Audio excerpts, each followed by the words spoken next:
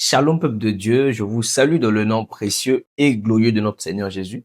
Je suis le frère Placide et aujourd'hui j'ai une prière, aussi une exhortation pour quelqu'un.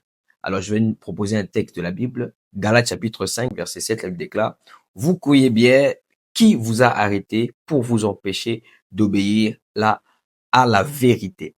Déjà, nous sommes dans notre marathon de prière de 40 jours de jeûne et prière et d'ici là, nous sommes déjà à la moitié du jeûne. Certainement, il y a des personnes qui ont jeûné le premier jour, jeûné même la première semaine, jeûné la deuxième semaine et se sont dit, voilà, ça y est, c'est bon, je m'arrête là, c'est fini. Mais je suis venu dire à quelqu'un, tu courais bien, vous courez bien. Qui vous a arrêté? Ne nous arrêtons pas car il y a des bénédictions que le Seigneur déverse à la fin d'un processus. La Bible montre comment Jésus est en train de sortir de Jéricho. En sortant de Jéricho, il rencontre un homme qu'on appelle Bartimée. Je pose toujours la question, où était Bartimée lorsque Jésus entrait à Jéricho?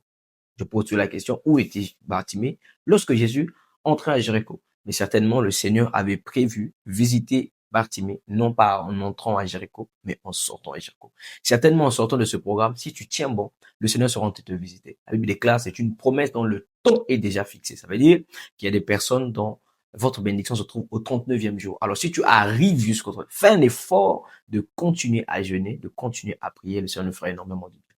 Il y a des bénédictions qu'on ne reçoit qu'à la fin. Ainsi, la Bible montre comment un homme qui s'appelait Isaac, quand il commençait à mourir, la Bible déclare, il appelle ses fils, il appelle son enfant Ésaü pour pouvoir le bénir. Pourquoi n'a-t-il pas béni Ésaü au début? Pourquoi n'a-t-il pas béni Ésaü lorsqu'il pouvait encore voir? Il y a des bénédictions qu'on ne libère qu'à la fin.